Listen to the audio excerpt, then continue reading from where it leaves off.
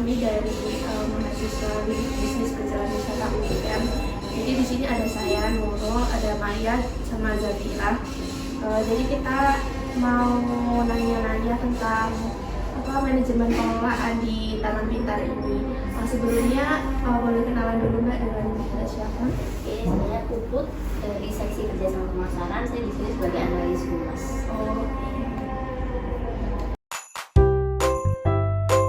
Nah, kalau untuk di Taman Pintar ini tuh atraksinya itu apa Mbak? Untuk yang utama? Oke, jadi sebelumnya saya jelasin dulu kalau Taman Pintar itu ada di bawah pemerintah Kota Yogyakarta. Jadi kami itu pemerintahan bukan swasta gitu pengelolaannya. Terus kami lebih tepatnya ada di bawah Dinas Kebudayaan Undang Kebudayaan Kota Yogyakarta. Bentuknya kami lembaganya UPT Pengelolaan Taman Budaya.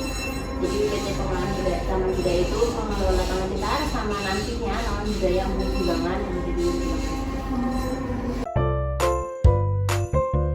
Untuk atraksinya kebetulan kami ini lebih fokusnya ke edukasi ya, seperti yang kalian tahu. Sebagai destinasi wisata edukasi yang isinya tuh tentang sains dan pengetahuan umum. Jadi kami memberikan konten-konten untuk tujuan utamanya untuk anak-anak itu dari usia 0 sampai 18 tahun menurut undang-undang itu.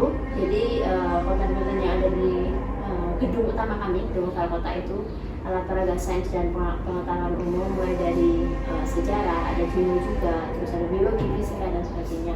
Itu jika dibandingkan dengan destinasi wisata yang lain yang dari Jogja, itu kami istilahnya segmentasinya lebih ke sains. Kalau yang lainnya ada yang ke sejarahnya aja, ada yang ke kayak Dirgantara itu pesawat dan sebagainya. Jadi punya kekhasannya sendiri-sendiri. Jadi kalau di Taman Pintar ini untuk gedung utamanya gedung utama kota yang isinya edukasi itu tadi. Untuk yang lainnya juga edukasi tapi sifatnya juga lebih interaktif. Jadi kayak di bahari itu bisa naik kapal, itu tuh ada ilmu pengetahuan tentang itu kan kapalnya dari gabus itu kayak gitu dan sebagainya kayak gitulah. Terus kalau di PAUD itu untuk anak usia 3-7 tahun itu ada juga di gedung PAUD sebelah barat dan timur. Terus di Kampung Kerajinan itu juga bisa anak-anak atau dewasa untuk melakukan kreasi seni dan budaya. Jadi batik ada, lukis kaos itu bebas, kreasi berapa, lukis berapa dan sebagainya.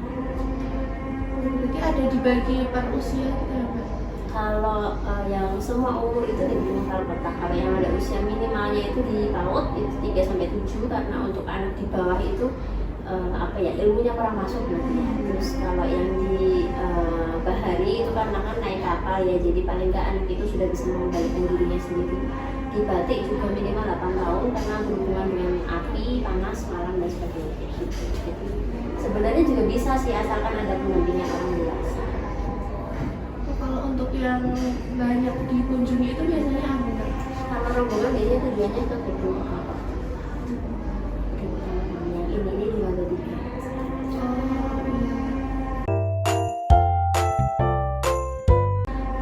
Kalau untuk aksesibilitas ke sini kayak jalannya atau rute transportasi umumnya itu gimana?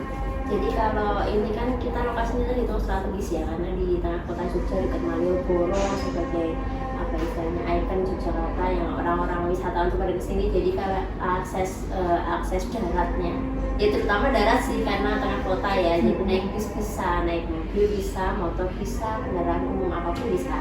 Tapi kendalanya kalau di kami adalah parkir karena ya kami nggak ada lahan parkir. Jadi parkir yang ada di sekitar sini itu dikelola oleh di luar kami, jadi kami nggak mengintervensi entah tarifnya lah apa, jadi nggak bisa. Paling kan cuma bisa misal ada komplain dari orang luar, kok harga tarif parkirnya tinggi banget gitu, kami cuma bisa ngomong aja ke pengelolanya, ada beberapa keluhan kayak gitu. Kalau untuk istilahnya buat diturunin, buat dinaikin itu kami nggak bisa kayak gitu. Itu kendalanya di parkir. Jadi kalau untuk akses ke sininya mudah, sangat-sangat mudah. Karena di depan juga ada halte Trans Jogja juga yang istilahnya permanen, karena bentuknya sudah bentuk permanen, itu juga baru dibangun sama dari mana banget kali ya. Itu naik andong juga bisa dari Malioboro, naik becak bisa. Cuman mungkin karena ada divider di tengah jalan itu jadi lebih mudah kalau aksesnya itu dari utara atau selatan yang dari barat baratnya kami, karena kalau dari timur dia harus muter dulu. Iya. Ya gitu. Kan tadi disebutkan kalau ada lahan parkirnya itu kurang ya Pak. Itu ada rencana untuk meningkatkan itu nggak sih?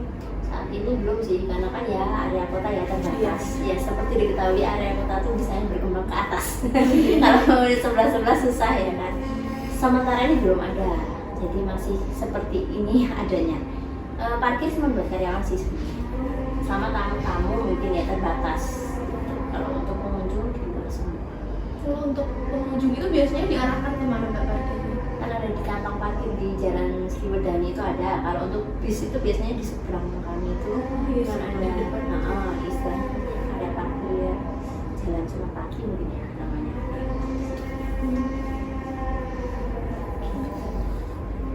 Terus kan dari kalau tidak salah kan dari Dinas Pariwisata itu ada bis Sitole itu rutenya termasuk ke Taman Pintar nggak ya? Aku kurang tahu detailnya sih, cuman aku pernah lihat di parkir bis itu biasanya mereka mangkal di situ kan Sitole. Jadi Sitole kalau kesini jarang sih, karena kan kalau yang parkir bis di situ tinggal nyebrang. Mungkin kalau yang parkir bis di Ngabean mungkin ya pakai Sitole sampai sini bisa. Jadi kalau rute Sitole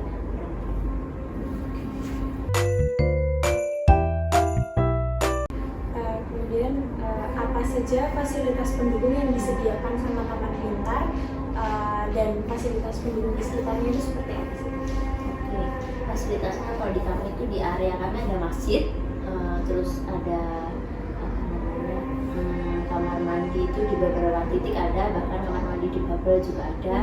Terus ruang laktasi kami ada yang menyatu dengan gedung PAUD Timur, ada juga yang portable di luar gedung itu di belakang PAUD Timur. Terus ada juga kalau untuk di Babel itu ada guiding block, ada kursi roda. Terus di dalam oval kota itu ada lift juga untuk stroller, lansia. Terus di Babel juga bisa pakai. Terus kalau di Babel juga ada tadi ram di area dom area ada. Terus ada apa jalan yang miring itu buat kursi roda kalau itu jalan. Terus apa lagi ya? Fasilitas. Kalau di karyawan sih musola ada, terus ruang makan juga ada, lakas kita juga ya mungkin itu sih, ada ruang kesehatan juga sih, ada yang kolaps. Kebanyakan kayak kecapean sih, kecapean pingsan kayak gitu. Kalau yang lebih parah pasti kita larikan ke rumah sakit. Berarti ini sudah ramah untuk difabel ya Mbak? Insya Allah dulu pernah ada kayak mahasiswa penelitian gitu sih, terus kami dianggap cukup fasilitasnya untuk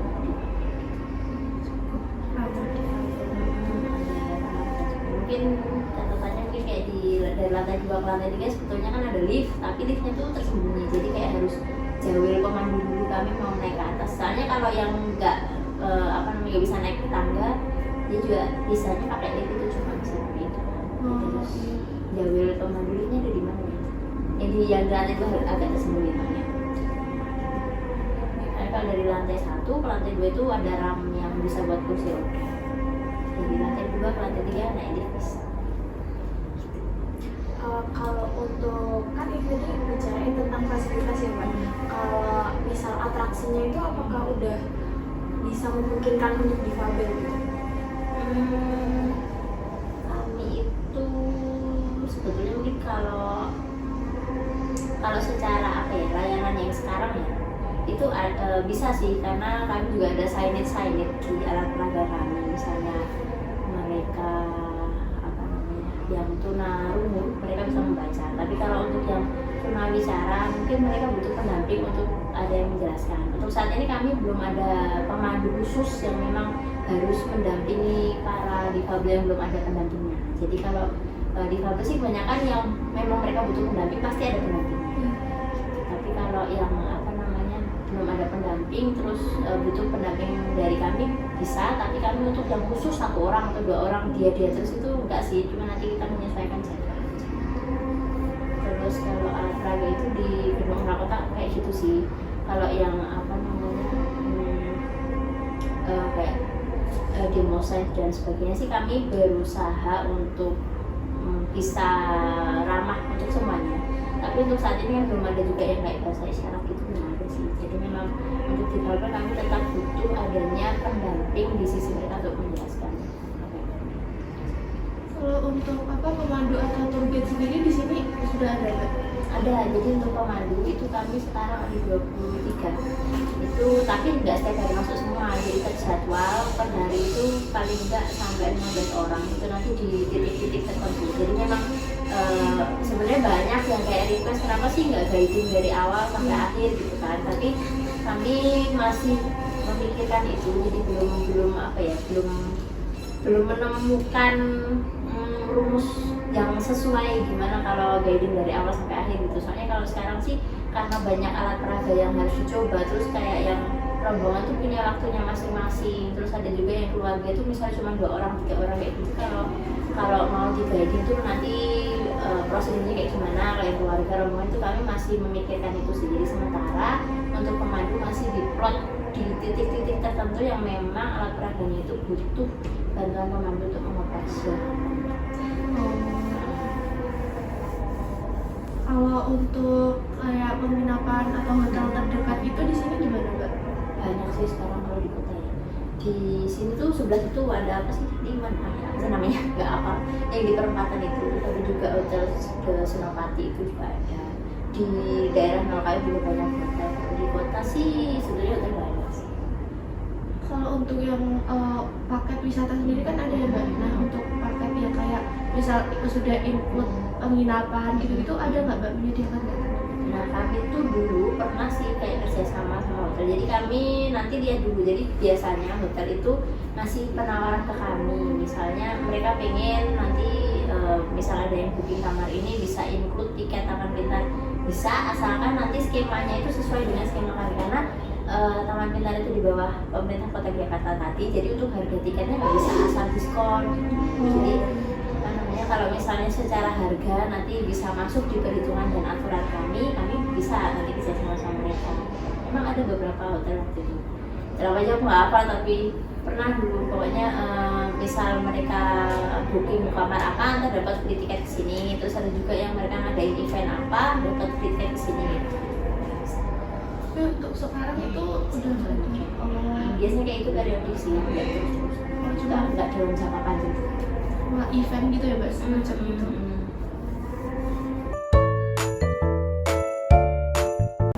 Kalau untuk kayak ini tadi kan Taman Pintar tuh di bawah pemerintah Kota Yogyakarta.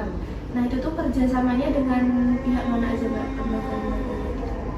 Kerjasama kami terbuka kemana aja sih, baik yang swasta maupun pemerintahan. Jadi kami terutama kelihatan banget itu di Oval Kotak ini kan banyak zona-zona kecil-kecil, itu ada kayak BMKG, itu kan sama pemerintah BMKG. Terus yang swasta tuh ada yang sama Aqua, ada sama Tetrapek, terus ada yang pemerintahan lagi sama KPU, KPK, terus ESDM dan sebagainya. Terus kalau yang di luar itu yang kelihatan banget tuh di zona lalu lintas itu kerjasama sama Honda. Terus yang di PAUD Barat Timur itu Sariusada. Terus kalau kerjasama event itu kan juga banyak, misalnya kayaknya masih sih enggak udah selesai. Kemarin ada Science Film Festival itu kerjasama sama Goethe Institut Jerman. Setiap tahun itu ada periodenya, kita boleh melaksanakan SFF bulan apa sampai apa. Terus untuk banyak sih kalau kayak event-event gitu kayak robotik itu juga kami kerjasama sama akademisi di UGM kayak gitu. Terus ada workshop guru juga kami kerjasama sama UGM juga. Terus ada nanti apa lagi sama kampus yang lain, magang juga kami kerjasama sama kampus-kampus, SMK kayak gitu. Jadi kerjasama banyak sih.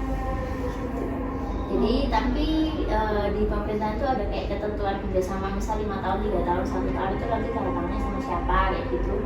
Itu tetap kami mengikuti prosedur dari peraturan pemerintah.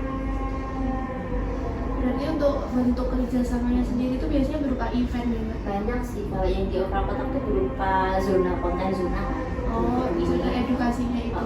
Terus event juga ada, terus berupa apa ya istilahnya kerjasama magang, terus kayak kerjasama apa sih, hibah peralatan atau hibah barang yang diletakkan di sini juga. Kalau misal kan tadi disebutkan kalau kerjasama event itu di satu zona itu nanti untuk permanen atau setelah event selesai langsung Kalau di konten zona sih memang biasanya kami dalam kerjasama konten zona itu juga termasuk penyelenggaraan event. Jadi selama masa mereka masih ngisi zona di kami itu masih kami terus, tapi di luar itu pun kami juga bisa kerjasama tergantung eventnya apa. Jadi misalnya pun kita secara konten sudah nggak kerjasama, tapi nanti mau ada event yang mereka kerjakan di sini nggak apa-apa, nanti bareng-bareng kerjasama gitu. Kayak Honda besok itu ada event, bukan besok kita udah rangkaian dari bulan November itu ada event EduFest Figur Cari Aman, itu besok ada acara tanggal 8 Desember itu tuh kayak kan kita kerjasama di zona lalu lintas kayak gitu. Terus yang ada juga event robotik itu kemarin dia sama Cina, Hongkong Ceong atau apa itu namanya aku lupa itu. Jadi itu kerjasamanya itu sesuai yang di perjanjian kerjasama itu tadi, perjanjian bersama atau kesepakatan bersama atau MOU. Jadi bentuknya macam-macam tergantung yang masa kerjasama itu tadi. Terus yang tanda tangan itu nanti grade-nya itu kalau 5 tahun harus tanda tangan sama wali kota misalnya kayak gitu. Nah itu tergantung masa itunya. Tapi kalau untuk di luar kerjasama pun kami ada area-area yang disewakan kan, jadi memang bisa kerjasama juga. Jadi misalnya mereka mau nyewa bayar pun ya oke. Kalau misalnya mereka nyewa nggak bayar kita dapat apa gitu, itu bisa. Jadi ya kalau misalnya terbuka bisa. Kalau yang disewakan itu apa mbak? Banyak sih, misal kayak tadi lewat bawah yang ada acara trip itu, kayak trip itu sewa tempat, lebih ke sewa tempat karena mereka mengadakan aja di sini gitu. Jadi kami kayak yang cuman menyewakan tempatnya, sewa tempat, listrik, internet itu aja. Nggak yang involve di ini tenannya gimana. Sebenarnya cuman kayak ketentuan kalau di tenan-tenan di luar tuh kayak ketentuan buang sampah harus dipilah dan sebagainya gitu. Terus kalau di dalam ruangan ya kayak nggak boleh merokok lah, terus konten-kontennya harus yang child friendly kayak gitu kalau yang di dalam ya. Kalau yang lebih ke pemilihan tenannya kan lebih kepada tenannya. Terus selain area yang di hall itu, playground itu juga disediakan kayak yang jual di sekarang itu jual makanan itu. Selain playground area luar itu juga di kan sisi sebelah sana ada yang stang jualan itu, yang itu juga sewa stang selling. Di food court juga. Terus secara ruang rapat kan juga ada, tapi masih renovasi sekarang, jadi ruang rapat juga kan ada juga kayak dulu tuh istilahnya kedai, bentuknya kayak kedai gitu di perempatan di pojokan situ loh, yang ada tulisan lawan pintar itu. Tuh di situ juga bisa. Kalau untuk event yang ini tuh udah mulai apa masih prepare ya mbak? Yang di bawah tadi? Udah dari tanggal 3. Jadi biasanya mereka buka aja siang. Jadi kami nggak terus kalian harus buka pagi, enggak sih. Mereka juga bisa mau buka malam silakan, tapi juga ada batasan mana pengunjung nggak boleh masuk kalau malam ya. Kalau security kami kan standby soalnya. Berarti kalau mau masuk ke event trip ini tuh harus lewat taman pintarnya atau ada gate-nya sendiri mbak? Kalau misalnya ada Kayak event kami masih kan gate-nya cuma ada satu itu. Tapi paling ntar kalau udah malam dari luar jam layanan tuh ada area-area yang pengunjung nggak boleh ke sana. Misalnya mau masuk gedung ini nggak bisa, nggak boleh. Kalau mau ke area permainan gitu nggak bisa, karena nanti tidak di luar pengawasan sulit. Sebenarnya ada CCTV sih, cuma kan tetap aja masih ada. Kalau untuk regulasi sendiri, kalau di Taman Pintar itu seperti apa mbak? Oke, kalau regulasi sih kami yang paling utama pasti menurunkan dari peraturan wali kota ya, karena kan kalau peraturan dari pusat terus nanti turun ke peraturan dari pemerintah daerah, dari gubernur, nanti turun lagi ke wali kota, nanti baru turun lagi ke dinas-dinas yang terkait gitu. Nah itu kalau peraturan besar pasti kami menurunkan dari peraturan wali kota, entah itu SK atau apapun. Tapi kalau untuk peraturan teknisnya di kami ada SOP juga. Jadi kami membuat SOP berdasarkan, jadi di SOP itu ada dasar hukumnya, kami istilahnya mengacu ke situ gitu. Misal aku bikin SOP tentang kayak gini, layanan ke mahasiswa kayak gini, nah itu dasarnya itu dari apa? Dasarnya dari aturan tentang pemberian informasi publik dan sebagainya. Jadi kalau untuk peraturan pasti kami tetap kami pun ini kan istilahnya dari 2010 itu pengelolaan keuangannya BLUD, Badan Layanan Umum Daerah. Jadi kami nggak pakai APBD, nggak pakai uang negara lah istilahnya. Oh iya. Jadi kami pendapatan sendiri, diolah sendiri untuk menggaji operasional dan sebagainya. Kami juga cari uang sendiri dari sewa, pendapatan tiket, wahana dan sebagainya. Itu. Tapi pas COVID kemarin ya tahu sendiri semuanya kolaps ya. Jadi pas COVID kemarin kan dapat bantuan APBD lagi, tapi nggak yang semuanya, karena kalau APBD itu hanya untuk menyokong operasional. Jadi kayak gaji itu tetap kami usahakan sendiri untuk COVID itu. Terus setelah COVID sampai sekarang APBD masih, tapi tinggal sedikit. Jadi mulai 2024 itu kami udah mulai full BLUD lagi. Terus cara pengelolaan keuangan kami juga ada sebagainya. Kalau untuk aturan untuk pengunjung di Taman Pintar sendiri itu gimana? Kalau waktu COVID pasti ketat banget ya, yang harus cek suhu lah, terus yang harus nulis identitas diri lah dan sebagainya, cuci tangan dan sebagainya. Kalau sekarang sih udah bebas lagi. Tapi untuk kuota memang kami nggak yang membatasi. Misal 10 itu harus tahu nih yang udah masuk 10.000 terus di stop, nggak boleh masuk dulu. Itu dulu pas COVID ya, tapi kalau sekarang udah nggak gitu lagi, karena secara apa ya istilahnya, pola kunjungan di sini itu kan flow. Jadi tuh nggak yang paling stay cuma kayak karyawan atau stay nonton penjual gitu kan. Yang kayak pengunjung pasti flow, nanti dia datang jam 10 terus keluar jam 3 udah ganti orang baru kayak gitu. Jadi kalau secara kuota maksimal area ini kalau dihitung matematika itu 3.000 orang dalam satu waktu. Jadi kunjungan Taman Pintar itu rata-rata memang sehari 3.000. Dulu pernah sehari itu sampai 12.000. Nah itu juga nggak yang terus padat nggak bisa jalan tuh enggak sih. Ini bener-bener flow gitu loh. Paling kelihatan padat banget kalau ada event di bawah dan dia ramai banget. Dulu pernah yang event dari dinas pendidikan, karena mereka mewajibkan setiap sekolah datang kan. Kayak yang padat banget di hall. Kalau di luar tuh juga padat, tapi masih yang bisa gerak gitu karena yang flu itu tadi. Terus yang utama matematika.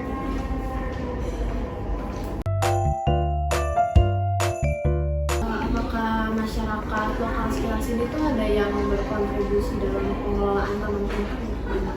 Kalau sebenarnya area sini tuh kebanyakan kan usaha ya, warga lokal ada sih. Kalau karyawan ada yang rumahnya deket banget dari sini tuh termasuk karyawan ya. Kalau lingkupnya DIY ya kebanyakan memang orang DIY, baik itu Bantul, Sleman, Kota, Kulon Progo, bahkan juga ada juga karyawan di sini. Kalau untuk mungkin lebih ke pengelolaan parkir kali ya, parkir karena kan orang luar mungkin yang rumahnya di sini juga. Kalau mungkin lebih ke karyawan sih, nggak yang terus, soalnya kita tuh areanya lebih ke area usaha sih sebenarnya, warga juga. Tapi kalau untuk misalnya ada lowongan untuk security, nah itu tuh kayak diutamakan yang domisilinya masih deket atau enggak? Kalau sekarang kita kan security outsourcing ya, jadi untuk pemilihannya misal kita butuh berapa, kita tinggal ngomong ke penyedia outsourcing. Kalau untuk yang dulu itu pemandu itu kita open recruitment sendiri. Kita lihat ininya sih, kita terbuka untuk dari manapun. Kita juga lihat performanya dia, kira-kira dia bisa merepresentasikan pemandu di tempat kita enggak gitu. Yang good looking lah, atau dia yang harus komunikatif kayak gitu. Kalau untuk jarak sih ada cowoknya nggak? Nggak ada bu. Mengganti ya? Kalau untuk jarak sih kami ya itu tetap tergantung performanya dia sih. Ya lebih dekat lebih baik sebenarnya. Kalau misalnya yang lebih berpotensi yang jauh dan dia nggak keberatan ya. Berarti kalau untuk maksudnya pemberdayaan istilahnya pemberdayaan masyarakat sekitar sini tuh belum ada gitu ya? Kalau yang kayak rutin gitu belum ada. Pemberdayaan masyarakat sekitar. Iya. Sekitar sini soalnya bukan pemukiman sih mbak. Oh iya. Perkantoran. Iya. Maksudnya kayak rekrutmen karyawan gitu. Dan itu sih kita ini mbak, karyawan kan berdasarkan rekrutmen biasa. Terus sesuai tes juga, kalau orang sini juga nggak apa-apa. Tapi ada juga yang di sini ada banyak gitu. Iya. Iya. Tapi juga nanti sesuai tidak diutamakan gitu loh, maksudnya tidak jadi suatu yang prioritas, tapi yang penting kalau misalnya memang mampu ya kita pakai di rumah yang kadang nanti kalau yang ini misalnya kayak itu sih yang pada penjualan ya. Iya.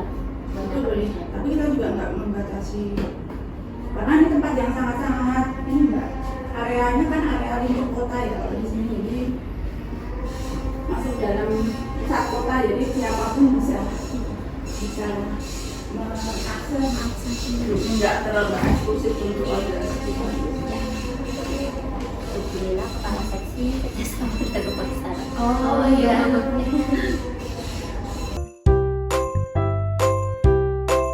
Kalau untuk jumlah kunjungannya ini tuh di angka berapa mbak? Untuk per bulan atau mungkin per tahun? Nah, kami punya rekap data per bulan sih pasti. Terus nanti di rekap setahun berapa, persentase anak yang datang berapa, dewasa berapa. Tapi kami terbatas di perhitungannya itu di tiket. Jadi bukan yang kita mengenali wajah satu-satu, terus hitungannya. Jadi mungkin ada luputnya juga mungkin ya. Misal aku beli 2 tiketnya itu dihitungnya 2 kayak gitu saya. Jadi masih karena kami perhitungan masih berdasarkan tiket. Jadi ya tetap ada setahunnya, tapi gambaran kunjungannya dengan kita kayak gitu. Jadi kalau per bulan itu pokoknya ini kalau sampai November ini sekitar 600 ribu. Udah 600 ribu tahun ini, alhamdulillah setelah COVID. Oh berarti Januari sampai November itu Ya kan sekitar 600 ribu. Iya. Sekitar gitu. Mancanegara juga ada ya. Ya, nah itu kita juga hitungnya manual tuh. aku kan kebetulan aku yang merekap data kunjungan, tapi aku dapat datanya dari pendapatan juga. Tapi untuk yang dibagi mancanegara atau domestik itu lebih ke aku pesan ke teman-teman di bawah kalau lihat duit tolong laporin ke aku gitu. Karena secara tiket kan belum memisahkan. Kalau yang lainnya kan udah ya kayak yang tiket kalau domestik segini mancanegara segini kita nggak misahin. Oh berarti harganya masih sama ya mbak? Weekend weekday sama. Anak-anak dan dewasa juga sama. Kalau di oval kota dibedakan. Jadi kalau anak 12.000, dewasa 20.000 itu masih ada kayak istilahnya kompensasi diskonnya lagi untuk kelompok. Terus kalau di oval kota di planetarium itu sama, dewasa anak 22.000 semua. Yang bedakan. Kalau untuk misal hari biasa sendiri itu per hari kunjungannya berapa mbak? Hari kerja? Banyak sih, karena kan dari sekolah ya biasanya, rombongan dari sekolah. Kalau weekend itu biasanya keluarga. Kalau long weekend itu peak season, liburan Idul Fitri, liburan Natal, Tahun Baru, liburan sekolah itu keluarga biasanya. Tapi kalau hari biasa tuh malah bukan liburan, kunjungan sekolah ya kan. Jadi kayak tiap hari ramai, cuma kami memang ada kayak low seasonnya tuh di hitungan bulan tuh Agustus biasanya kami low season. Kalau di hitungan hari per minggu itu Jumat biasanya kami low season. Oh, berarti rata-rata setiap hari ramai ya mbak? Ya, Jadi nggak terlalu selisih antara bulan liburan dan bulan biasa itu nggak terlalu banyak ya. yang kelihatan banyak banget sih lebih ke yang libur Natal itu yang Desember itu tinggi sih. Desember tinggi, November Desember tinggi, terus Maret apa Maret itu lumayan. Itu apa ya? TS, TS di sekitar itu. Kelihatan sih, tapi nggak yang gimana juga. Untuk aturan mengenai carrying capacity atau kapasitas maksimal pengunjung itu ada nggak mbak di sini? Kalau dulu pas COVID ada, kalau sekarang sih ya itu tadi kan secara matematika 3.000. Kalau secara kunjungan karena dia flow kan jadinya kami nggak ada yang harus kalau udah segini harus tutup apa gimana, nggak ada sih. Sampai saat ini masih yang aman, secara flow juga aman. Kami kan soalnya misalnya ya ada rombongan mau masuk ke oval kota, misal nih yang pertama rombongan 300, terus yang berikutnya ada 500 misalnya di waktu yang hampir bersamaan. Nah itu biasanya yang di bawah kan di gate itu ada pemandu juga, di informasi juga ada petugas kan kelihatan dari pintu kaca itu. Nanti kalau biasanya kan mereka kan ke akuarium dulu tuh. Nah ntar kalau di satu tempat itu udah penuh banget atau terlihat penuh, itu nanti kita kayak ngasih jeda dulu buat rombongan berikutnya untuk masuk, kayak gitu sih. Lebih ke kayak gitu aturan apa namanya, mengatur Kapasitasnya. banyaknya ya. Berarti aturannya per itu ya Mbak, per tempat. Jadi kan kita kalau waktu COVID dulu sih emang dibatasi, kayak kan kita sangat-sangat takut kerumunan ya waktu COVID itu ya. Jadi waktu itu memang kayak pemandu di oval kota itu lebih banyak karena mereka harus yang jauh, mohon segera ke jalur berikutnya kayak gitu, soalnya biar yang belakang bisa segera masuk lagi. Makanya nggak boleh apa ya, kalau bisa tuh di satu zona tuh jangan terus numpuk banyak gitu waktu COVID. Kalau sekarang sih lebih ke ya itu ngatur rombongan aja sih. Kalau sekarang kan kayak rombongan kan banyak banget, biasanya di akuarium kan mereka lihat ikan lama terus foto-foto dulu gitu kan. Nah ntar kalau udah beberapa menit baru kita apa namanya silakan ke zona berikutnya biar yang sini juga masuk. Biasanya numpuknya di depan sih. Oh iya. Kelihatan numpuknya di depan. Setelah itu udah ini Kalau udah masuk ke dalam kan udah wow, udah Nyebar. Kalau untuk waktu COVID itu ada zona yang ditutup gitu nggak sih Mbak? Ada pasti. Dulu kita ada taman air menari, itu kan air ya. Kan dulu kan droplet sangat mengerikan ya. Jadinya ya kita tutup yang taman air menari, terus habis itu kerjasamanya juga waktu itu belum diteruskan, jadi sampai sekarang taman air menari itu belum aktif lagi. Itu kerjasama sama pariwisata. Itu terus ya zona-zona yang disentuh kayak kami sebenarnya ada zona yang apa pasir itu, yang kalau dia semakin tinggi itu ntar warnanya hijau dan sebagainya kayak gitu kayak kita itu juga kami tarik gitu, yang pokoknya yang kebanyakan disentuh kami tarik. Terus kami juga nambahin signage itu kalau ada yang disentuh kayak gitu, terus nambahin apa hand sanitizer juga, jadi habisnya tuh hand sanitizer kayak gitu kan kami kayak gitu. Terus ada CS juga yang patroli, pasti dulu sering banget patroli beberapa minimal sejam sekali gitu mereka patroli ngelapin gitu semua ya gitu dulu kan kalau COVID sehari itu ya.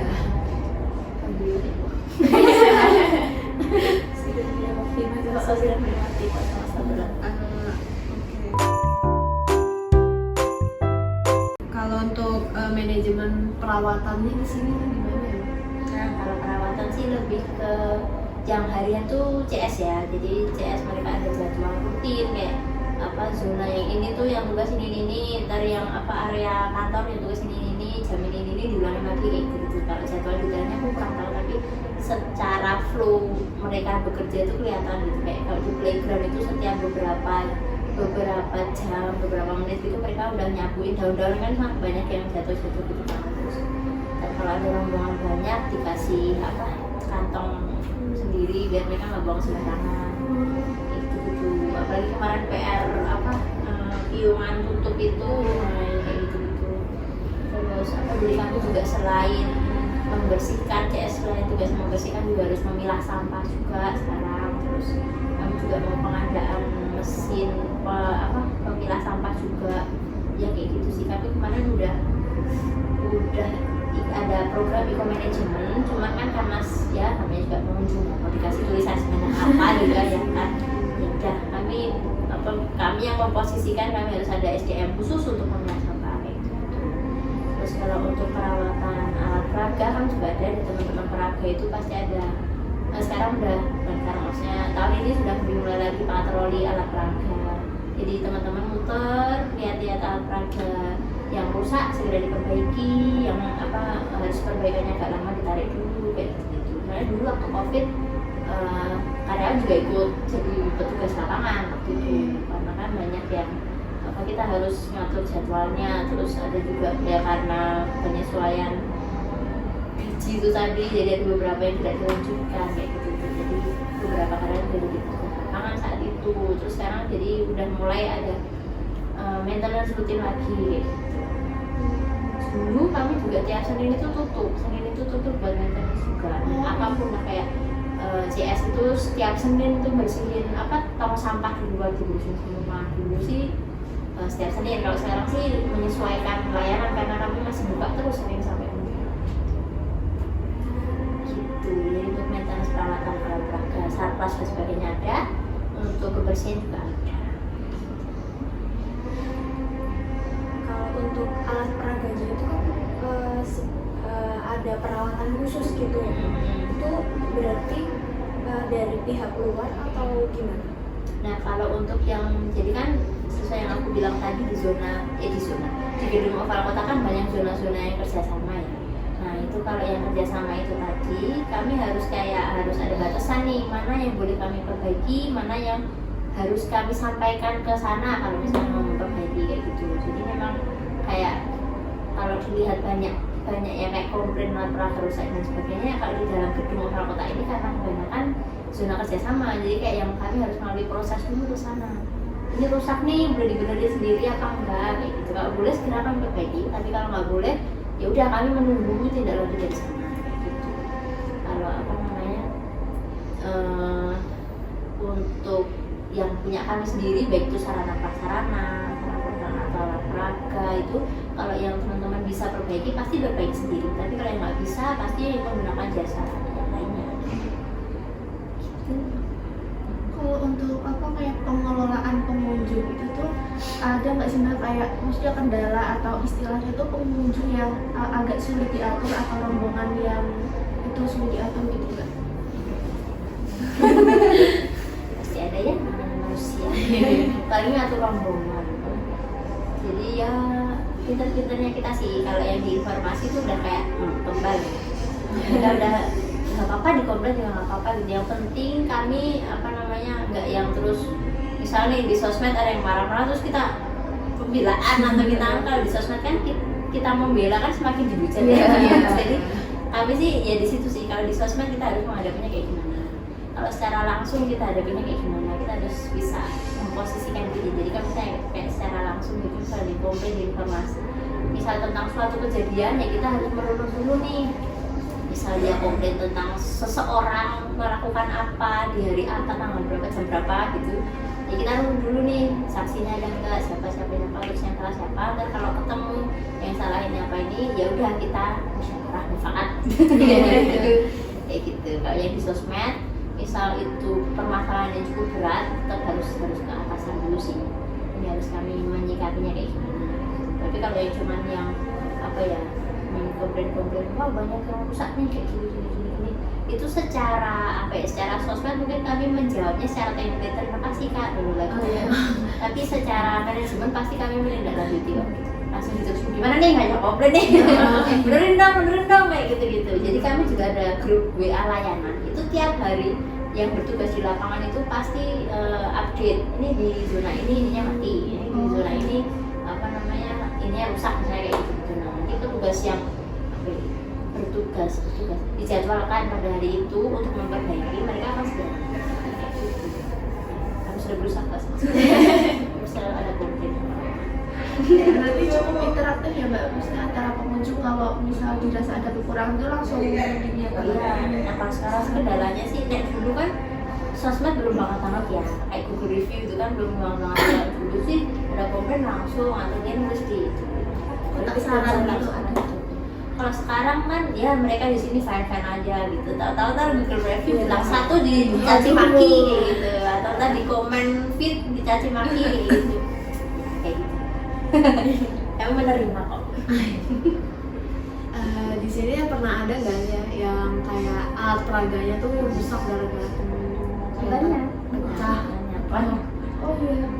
Karena kan memang istilahnya syarat utama peraga di sini harusnya sih kuat, kokoh. Iya. Jadi mitra-mitra kerja sama kami itu udah selalu kami beri tekanan, pokoknya kalau mau bikin konten di zona itu yang bahannya harus kokoh gitu. Karena kan misal nih ini caranya itu diputer ya kan, nah ntar dia ditarik lah atau dipukul gitu ya kan, namanya rombongan kan nggak semuanya terawasi baik oleh gurunya, orang tuanya, pemandu gitu kan. Jadinya memang pasti banyak yang rusak anak pengunjung, tapi nggak yang kita wah ini yang rusak nih tanggung jawab nih, gimana ya, susah gitu, runutnya itu susah gitu. Iya, kecuali memang kayaknya belum ada sih yang pengunjung tuh rusakin ini terus muket tuh belum ada sih.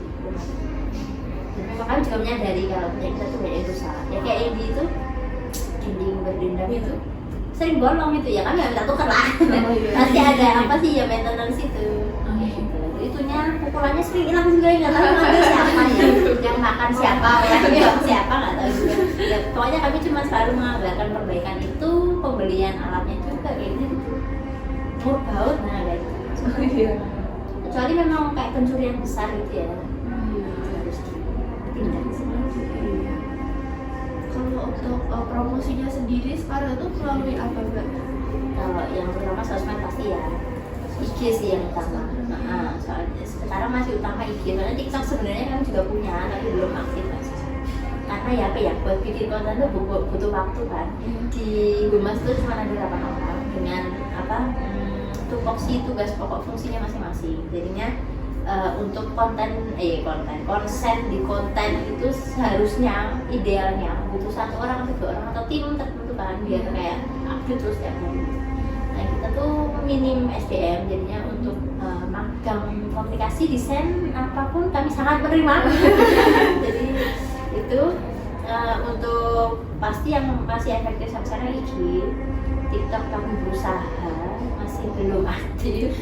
Terus ya aktif sih, cuman ya nggak aktif ngomongnya, aktif upload tapi ya belum seaktif itu yang di TikTok. Terus di YouTube itu juga karena kayak official ya, jadi kayak yang harus milih video mana yang bisa di upload di YouTube. Website juga kami karena official juga nggak bisa sedinamis di Instagram, jadi kalau promo yang direct masih ke Instagram sih, sama media-media aja sama koran-koran.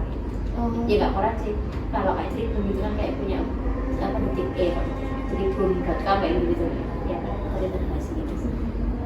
Tapi kan kalau Taman Pintar ini hitungannya udah terkenal ya Mbak, karena udah dari dulu. Untuk promosinya kalau sekarang itu masih susah nggak? Kalau sekarang sih kan tantangannya karena semakin merebaknya destinasi wisata di kota Yogyakarta ya. Ya alhamdulillah sih kami masih menjadi apa ya, pilihan orang tua yang bingung anaknya. Tapi memang sekarang lebih banyak juga kan yang di playground. Tapi ya dari sekomplit kami masih kami ya. Fokusnya masih itu. Tapi mungkin secara apa ya, konten kekinian kami masih memang harus mengikuti sih. Ya karena itu kami di bawah pemerintahan, jadi untuk pembaruan besar itu butuh proses yang besar. Kalau swasta kan misalnya mau bangun ini langsung bisa ya. Sedih banget.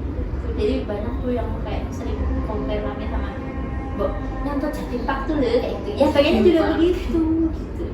Jadi ya itu secara kayak misal nih belanja di atas 200 juta itu harus melalui lelang bla bla bla kayak gitu. Itu kendalanya kalau di pemerintah. Bisa sih, tapi kayak yang nggak bisa set stop Terahap gitu ya Mbak. Tapi ada rencana mau ngembangin lagi. Ya kalau sementara kan kita ya nggak fokus juga sih. Yang di sambil jalan di Taman Budaya Mugiwangan itu sekarang lagi proses pembangunan. Terus kalau yang di Taman Pintar ini karena sudah istilahnya sekarang sudah terbentuk seperti ini, ya kita bisa memperbaikinya sedikit demi sedikit kayak yang sekarang di oval depan itu kan di renovasi kan, jadinya dikit-dikit ya itu. Soalnya ya gimana ya, apapun yang kita lakukan juga harus berbarengan dengan layanan. Jadi kalau bisa jangan yang tutup full gitu. Kan pengennya sebenarnya kan kalau kayak pembangunan besar itu tutup full kayak lebih cepat gitu kan. Tapi jadi gitu. Kalau kita tutup 3 bulan gitu kan, jadi yang harus layanan jalan, pembangunan jalan. Terus ya itu tadi secara keuangan juga aman.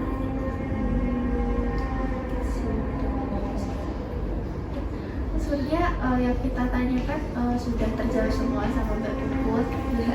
Terima kasih banyak ya Mbak sudah meluangkan waktunya. Kita terima kasih udah mau membantu tugas UAS kita. Ya kita cuma bisa mengucapkan terima kasih aja. Ya,